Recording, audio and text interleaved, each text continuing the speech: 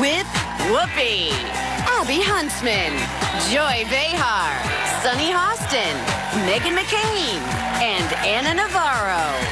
Now, let's get things started.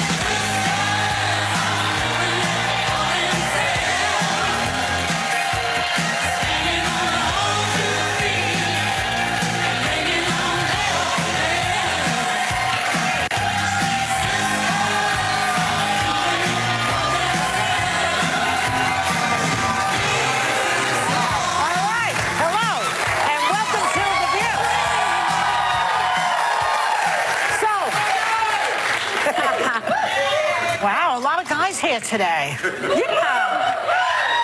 True. Good, because it's International Women's Day. Okay.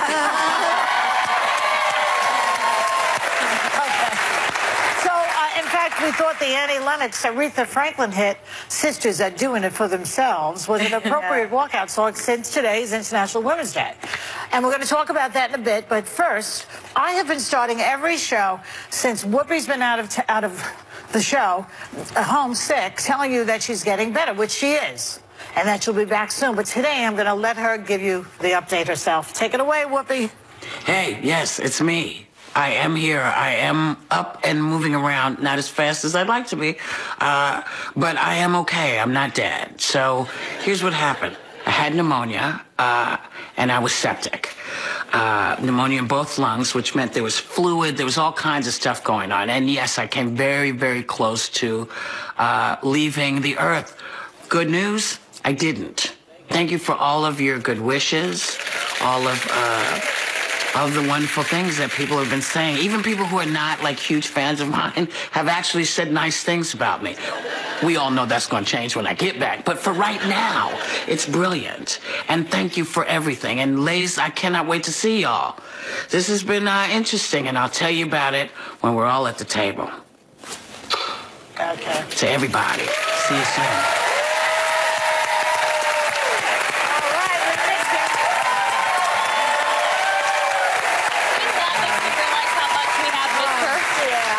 Her humor, I miss just her wittiness. I miss her shoes. I know. Yes, I know. So I thought the headline about Paul Manafort's sentencing had a typo in it. Did you read about this?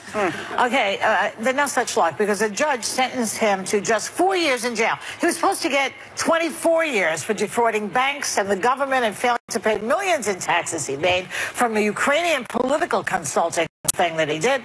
And there are countless examples of people serving a lot more time for less serious crimes. For instance, there's a guy in 2009, Ellis, the same judge, sentenced to, it was a black Democratic Congressman, William J. Jefferson, to 13 years in a corruption and bribery case. It was the longest sentence ever to give to a congressman. Is there a little problem here with race, do you think? Because T.S. Ellis, sounds like Trump supporter Ellis to me. I thought this was so ridiculous. I was so angry about it yesterday. Yeah. That congressman you just talked about, Jefferson, yeah. He got convicted for having $90,000 stuck in his freezer in foil and went to jail for 13 years. Paul Manafort has defrauded the U.S. taxpayer, all of us, for millions and millions of dollars. He had been sharing campaign information with Russians. This is a very bad guy. And more than that, the judge said about him in his statements, Manafort had, quote, lived an otherwise blameless life and was a good friend and generous person to others. Only person this guy was generous to was like the salesman at Brioni who sold the snakeskin jacket. You know, he is a bad guy. He lobbied for the tobacco industry. This is his past. That, look, that is legal.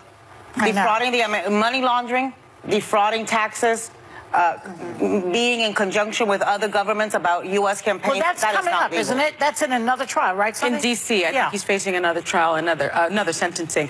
You know, what was strange to me is that I was never a big fan of the federal sentencing guidelines because it really, you know, tied you up because you would want to recommend something and it took the recommendation and all of your discretion away from you as a federal prosecutor, and it also took all the discretion away from judges. And so I was never a fan of it. but now they're just discretionary. But the federal sentencing guidelines were something like, I think it was up to 25 years. And so 4 years instead of 25 years, there's such a huge discrepancy there. It just didn't really make a lot of sense, especially when you think about someone like Kalief Browder, who was, spent 3 years in prison as a 16-year-old for taking a knapsack, 2 years in solitary confinement, and he was never found guilty of anything, and then got out and committed suicide, a 16-year-old black kid. So when I think about the disparity in sentencing, it really sickened me. I don't know what the judge was thinking, but we've got to do something about our system and the racial disparity in sentencing. Well, I guess he was thinking, I identify. He's a white guy, I'm a white guy. We both like Trump, maybe. Yeah. So, but it was just a prime example of that disparity. Even the politics, take the politics out. I think this was just a wake-up call to everybody. If, like, you don't think that there is a screwy system in some of these cases, this is the perfect example of that. And the list goes on of cases, people that spend their life behind bars, moms of 6 kids that were, charged for nonviolent drug offenses. We had one here. We talk about this all the time on the show. And what bothered me about when he came out yesterday is he had zero remorse. He said, actually, I'm humiliated. I hope you show me sympathy. And I thought, well, I'm humiliated that you're only going to prison for 4 years for working and hiding millions of dollars working with Russians. If anything, that's a signal to people who are also doing dirty work of like, oh, I'll just get a slap on the wrist. I'm just going to go to prison for a few years. So what's the problem? Does this have anything to do with McConnell trying to stack the courts with conservative judges, do you think? Because this is an example of where they will be judging people. Well, no. I mean, look at the White House has actually done some good work on criminal justice reform. So I don't think you could make the argument. Yes. Yeah, that's what Van Jones was speaking about at CPAC. Yes, this White House You laugh, but look at Van Jones and the things he said about prison reform. That's not my issue with this.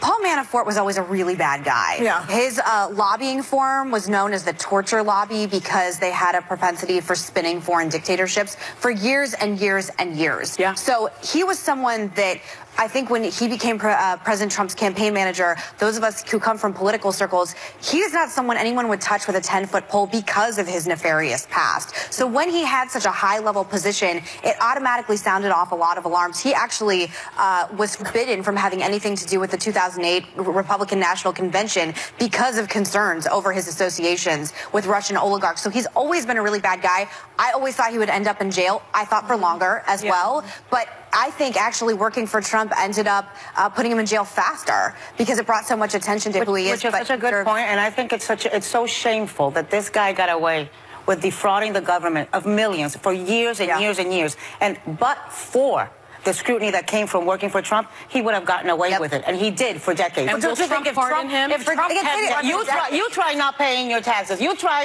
defrauding, the taxes for $100. If Trump hadn't run for president, he would have gotten away with all this stuff he's doing. Will Trump pardon him? Is that on the table? Well, that's another discussion. Well, Trump tweeted about it this morning. But his own family, like the Manafort family, his daughter actually changed her last name from Manafort and is quoted as saying that her father had taken blood money. So I do agree, if you're taking blood money from Russian oligarchs and from Ukrainians for propaganda purposes, and among all the other, by the way, Saudi Arabia, Kenya, Nigeria, the list goes on for dictatorial governments, he should be rotting in jail for the rest of his life. And I think we're all in collective agreement. My guess is, I mean, he's going to be facing Judge Amy Berman Jackson, and that's going to be in D.C. And that's for witness tampering, right? Right, and it's March 13th, and there's 2 conspiracy counts in front of her. She's the same judge that slapped Roger Stone with that gag order. I think she's going to be a much less sympathetic judge, and he's facing 10 years in front of her. Which is the other point. Remember, this guy, this guy was supposed to be cooperating with the investigation, and he was lying even during the investigation. I know. So,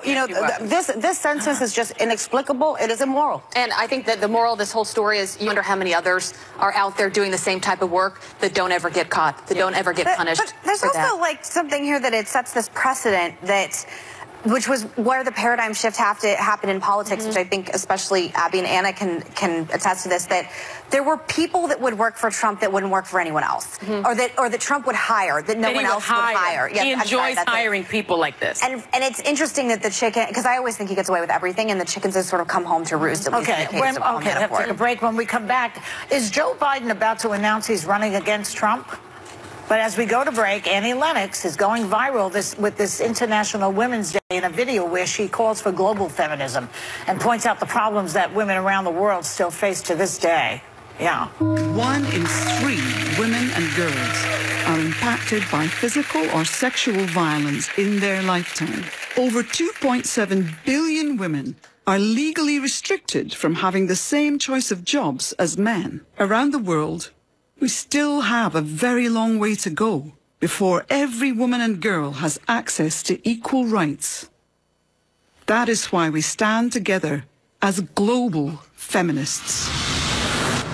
Of the powerful Oscar-winning documentary, Period, End of Sentence, on how they're empowering a revolution for women halfway around the world. So we could be just days away from a game changer in the 2020 race for the White House. Ohio Senator Sherrod Brown, you know who he is? He talks like me. He has my voice. I didn't realize that. He does. He has my voice. Anyway, he said he's decided not to run for president, and D.C. insiders say they think it's because Joe Biden is about to announce.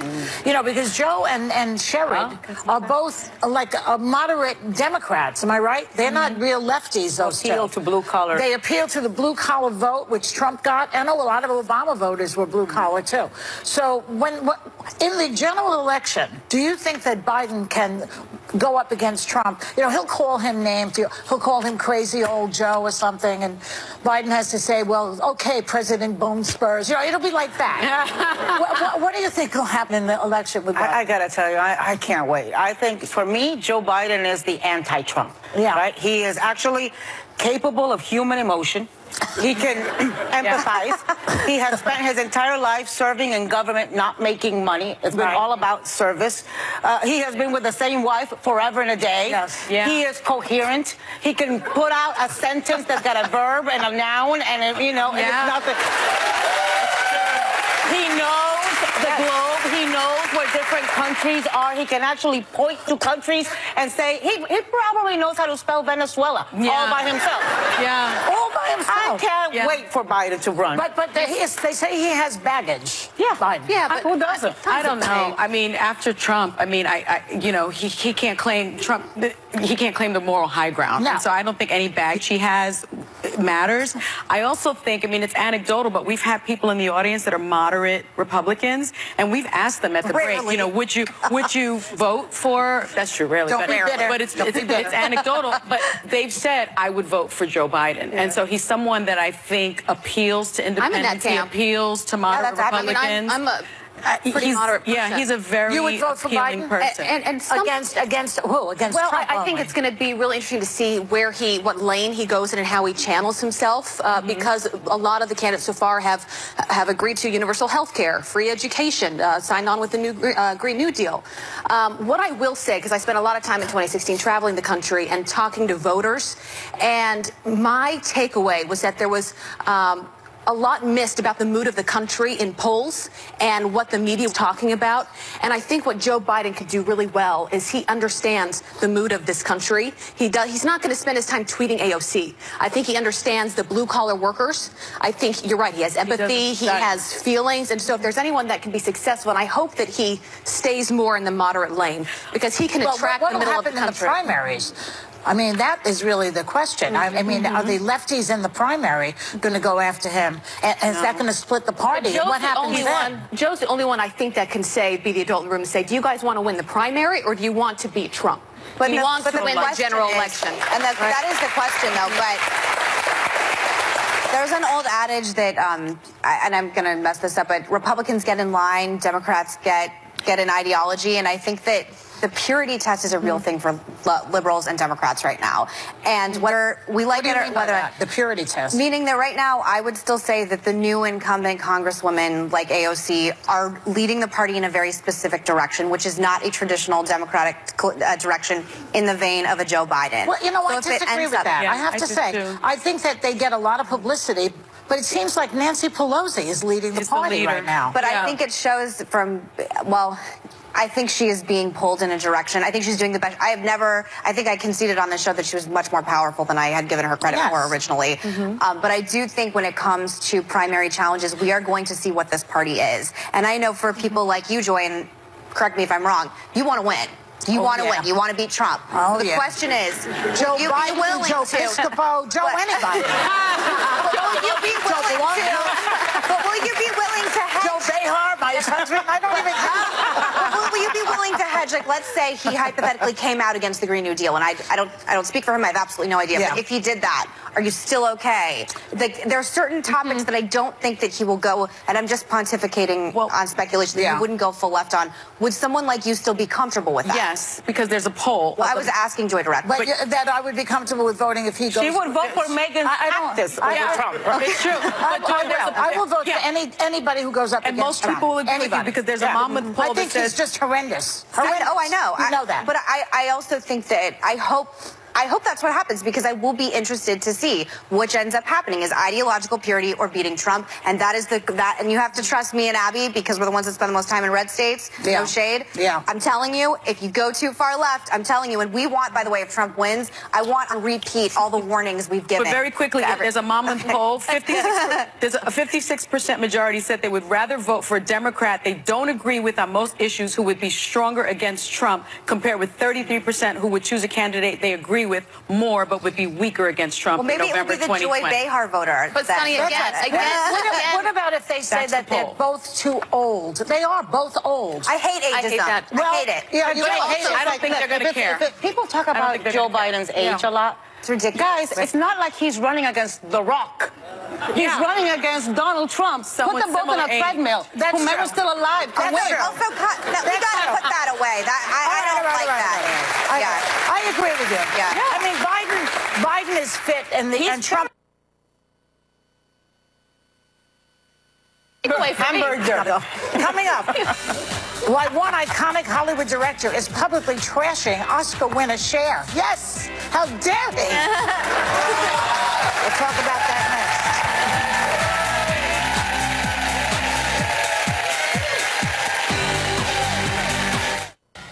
next. Now is the time for strong women to speak out. And when these women come together, watch out, because we have our views.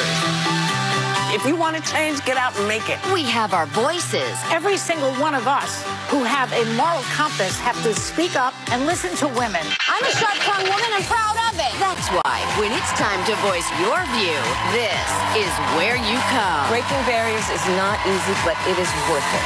The only place in daytime taking it all on. There's been a lot of healthy debate at this table. There are a lot of strong women around this table. Proud of it. You strong. Be strong. Be bold. All day long. And that is why it's called The View. On ABC. Welcome back. So, this very famous director, Peter Bogdanovich, was asked to name the most difficult person he worked with, and his answer was Cher. Can you believe it? Not Marlon Brando. Usually they say Barbara Streisand, poor girl, because she's talented and she wants the best. They say she's difficult. But he claimed that she doesn't like men, Cher, doesn't like men. She likes gay men, I know that. And they like her. He said that she can't act. And she only won the Best Actress at Cannes for Mask because he shot her well. Oh, what a narcissist. She won an Oscar. Right. She won an Oscar for Moonstruck, and she was nominated for Silkwood. So how does he explain that? Well, I'm going to say this. I don't know who the hell that guy is, but I sure as hell know who Cher is. Yeah. Okay? Well, he's behind the scenes. I don't know who that is. I know who Cher is. I don't know how anybody... He directed two great movies. One of them is The Last Picture Show, which you should check out, with Sybil Shepherd. Beautiful movie. And Moon, what's the name of that movie? What's it called? See, no one can even remember. Paper Moon. Paper Moon. Oh, that was good Great too. movie. Yeah, but Cher's an icon. There's a Broadway show about her right now. Yeah. All I know is I went to... But he's saying she can't act. I don't think... Iconic doesn't I think she has an Oscar, and she's amazing. You know what? I went to a Cher show when I was younger. And I'll never forget that experience as a young girl. Really? She was inspirational to everyone there, but especially someone of my age who was like, look at that woman on that stage. Look what she can do. To say she's not talented? That she Who can't are act. you? He didn't say Who she are couldn't sing. you? She has an Oscar. Not only that, but listen, I don't know how anybody who saw Cher slap the bejesus out of Nicolas Cage among Struck with Cher. Snap out of it. She can't. Snap out of it, Peter. Well, if anyone knows her story, I mean, you know, when she was with Sonny Bono, he really took advantage of her. She was a big part of their success. He took a lot of money from her, a lot of the song rights, a lot of the music. Really? She had to leave him penniless. And I think she then, when she had to rebuild her career, took control of her career. And perhaps that is one of the things he's reacting to, that she became this empowered, really strong woman. And on International Women's Day, I think a lot of the women in the audience can relate to that. When you become this really strong woman, there are men that can't handle that. But she says she hates men. Maybe she just hated him. Maybe she just hated him, and maybe he hated the fact that she was this empowered person that wouldn't let him treat her in a certain way. You know, if you don't follow Cher on Twitter, you should. I mean, this woman is the queen of the emojis and the queen of the clapback. So some guy said to her, you know, aren't you a little old to be prancing around the stage in that outfit? And she said, I don't know. Why don't you go ask Mick Jagger? Right.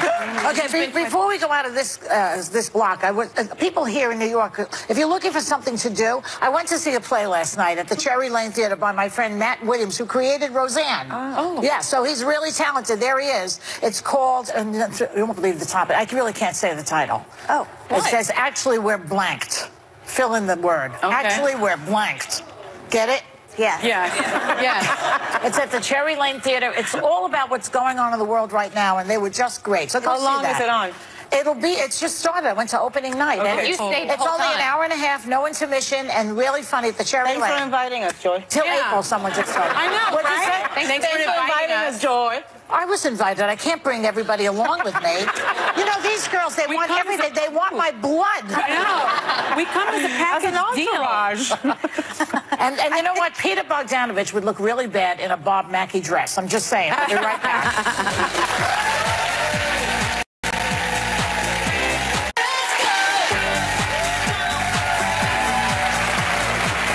Tell you about this great campaign called The Magic of Storytelling. Now through 31st, for every shelfie taken, which is a selfie taken with a book and then posted to Twitter for Instagram with hashtag Magic of Storytelling, Disney and ABC will donate one book up to 1 million books to the organization First Book that gets new books to educators and kids in need. This is a phenomenal campaign that really helps kids fall in love with the magic of reading. We aren't just asking you at home to take shelfies. We asked some of our View friends as well. So take a look. This is my favorite book, The Sun Also Rises. I like it because it's actually true. And it's a good book. My favorite book is Quackenstein Hatches a Family. My favorite book is Under the Banner of Heaven by John Krakauer. This is one of the best books I have ever read, and I will love it to the end of my life. It's called Mistress Masham's Repose by T.H. White. It's a great adventure story. I'm here with one of my favorite authors, Roxane Gay. I heard this book is amazing, so it's next up on my list. Support her, support books, support Black women. These are our favorite books, Charlotte's Web. And Eckhart Tolle's The Power of Now, so get out and read. Oh, wait, push in, everybody push in. Joy, I'm not in this. Are you kidding me? There's no room for my head. Look at how big I look. That's crazy. All right, get out. This is having a panic attack. Get out. The world is storytelling. Well, we wanted to make sure you knew about some of our favorite books, so I'll start with mine. It's The Wedding by Dorothy West. It's one of the gems of the Harlem Renaissance. She was just such a gem. It was Dorothy's last novel. It was published in 1995. Jackie O was her editor. She begged her to write it. It takes place on Martha's Vineyard in the 1950s. It explores the themes of history, race, and class, and all of those themes and the characters all crash together at a wedding. Who doesn't love a wedding? Joy, what was one of your favorites? Yes. Oh, I picked 9 Stories by J.D. Salinger, because when I was in high school, I discovered J.D. Salinger, Catcher in the Rye, but I don't know if people realize he wrote other books. Yeah. And this is not that many, because he was basically a recluse, you know? Yeah. And one of the most famous stories in here is called A Perfect Day for Banana Fish, and it's very tragic but funny, and that's what I love. And also the other thing is there's a cache waiting of more Salinger stuff that's coming out, so wait for that. Wait for that one too. Yeah. Anna, your book choice. 100 Years of Solitude. This is Gabriel Garcia Marquez, who is one of my favorite authors, though I didn't agree with him politically, but man, the guy can write. He is, you know, the genre is Latin American surrealism, and it's just the story of a family, the Buendia family in the town of Macondo. Everything is crazy. So really, and it always makes me think about just how surreal what we're living through is right now. But go read this, because it's better in fiction than in reality. That's a brilliant book. Abby, you're up. All right, quickly, Maria Shriver, who I've read all of her books, she wrote one later on in her years. She's a mom now. She's been through a divorce, an affair.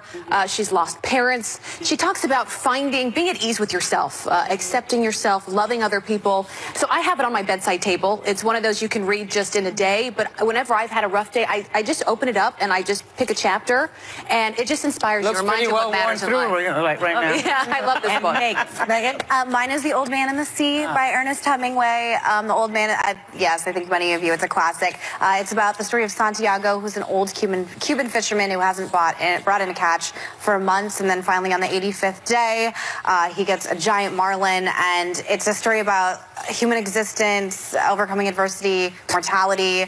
It reminds me of my father, and I really love it. So, and it's the shortest book of everyone. So, yeah. It's a wonderful book. For more information on the magic of storytelling, check out our website. And if you want to get in on the action, take a selfie right now, well, selfie now with your favorite book and post it with the hashtag Magic of Storytelling, and be sure to tag The View. Who knows? Maybe you'll end up on the show or on one of our social media platforms. We'll be right back. Next, the women behind the Oscar-winning documentary, Period, End of Sentence, on the revolutionary way they're helping women triumph over a cycle of oppression.